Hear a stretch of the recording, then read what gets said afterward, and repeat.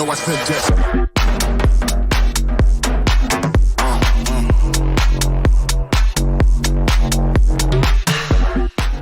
Hello everybody, welcome back to Minecraft After Dark, my true ghost paranormal podcast where we dive in to some real life paranormal experiences. I hope you guys enjoyed the first episode of this series. I'm so excited to jump into some more stories. I have a new one for you today.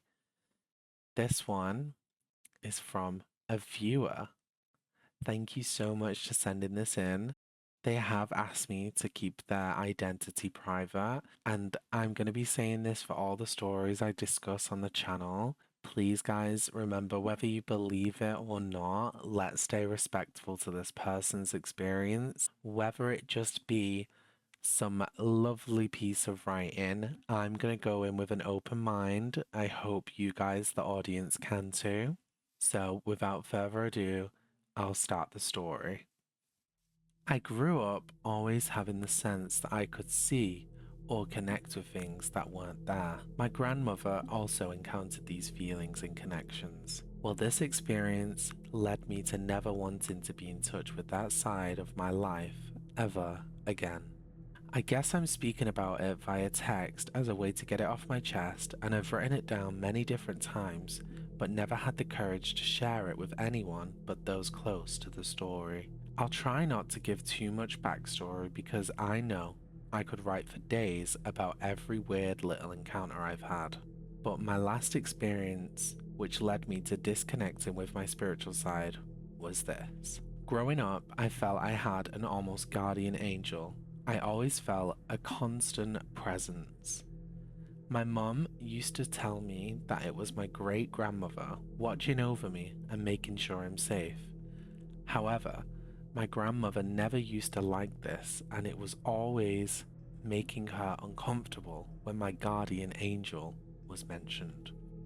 One time at Christmas, when I was 14 years old, we were celebrating at my childhood home, which for backstory was just a stereotypical detached British home, nothing special, nothing eerie, except it led into the back of a graveyard. To explain this, there were fields behind our garden, which then led up a hill, and at the top was a small church which had a cemetery. This Christmas, my grandmother pulled me aside without context and said, "You know that's the devil you've got on your shoulder, no guardian angel."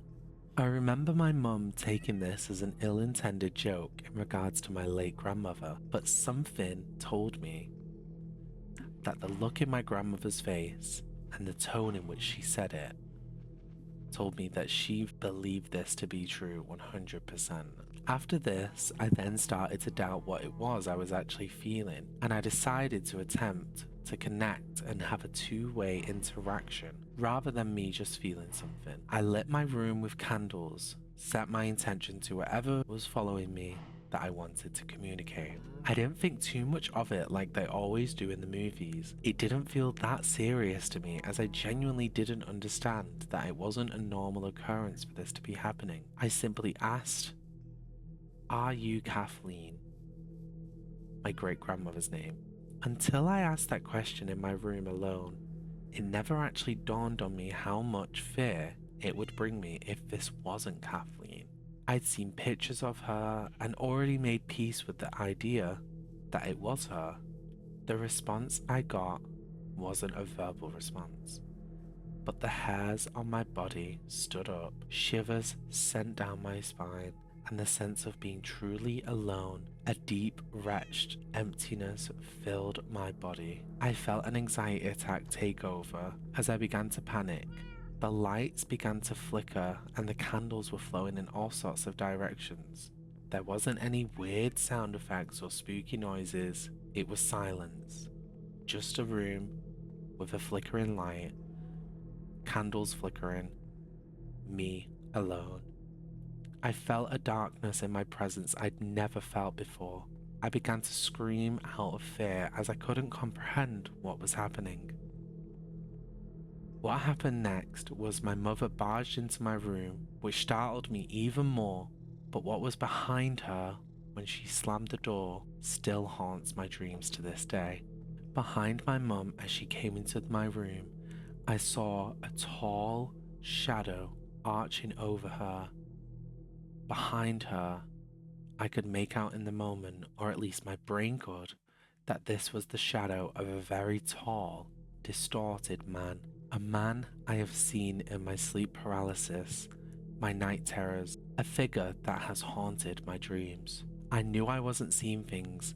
As my mum came in to check on me, she also turned sharply around as if she felt something or someone was there. After this night of my attempt to connect, all sorts of bizarre things began happening around the house. We'd have birds dead in our garden, doors left open which were closed, pictures once hung left on the floor. We had our house blessed by our local church as my mother insisted, and I swore not to humour any spiritual feelings as I'm not built like the people who are able to have that huge pressure on their backs. I'm now 22 years old, and me and my mother was discussing what happened that night, and she finally told me what made her jump. She described feeling a strong grip, almost like a tug, on the back of her shirt, pulling her back as she came into my room. This is why she decided that she was going to get the house blessed. She, herself, was a part of what I experienced that night. She never wanted to tell me because she saw how distressed and upset I was and didn't want to add fuel to the fire, as you could say. Now, moving on to my grandmother, I feel like I cannot tell this story without mentioning her. She sadly passed away, and I only ever have loving memories of her. I'm just so forever grateful that she saw through whatever was following me. I still have nightmares every now and then, but keeping busy really helps me. I try not to dwell on it. And whenever I feel a sense of fear, I now genuinely feel only love from my grandmother. I know if anyone's watching me, it's her. And that's the only spirit talk or energy I'll ever entertain again. And then she went on to say a little bit, but she said this bit wasn't vital to the story she wanted to tell. She said they never show it in movies, the getting over a paranormal experience. It's always a big climax and then it's the end of the film. But in real life, she said it's just a weird feeling of emptiness, like something crazy has happened to you. Not everyday people you encounter can understand that experience, which is why obviously I am enjoying having this platform to share these stories and talk about them. And I know this isn't an uncommon thing. There's plenty of podcasts, plenty of videos where we talk about ghost stories, but I'm really happy that I'm getting to do this in my own way and share stories like this. And if you guys have any of your own experiences that you'd like to share, then please do send them over. You can send them into my Discord, you can leave them in the comments, you can send them to my YouTube email. Let me know what you guys think of the story. Let's discuss it in the comments. I am gonna try and do longer content. I want to add more stories in there, but right now I don't have that many stories that I've got to tell. I could find some online, which I have been looking at doing, but I do prefer hearing your guys' story. I like hearing stories that I've not heard. And yeah, thank you guys for letting me do this. Thank you for listening. Please leave a like and subscribe to the channel. It helps me out so much. And please have a great rest of your week. Thank you.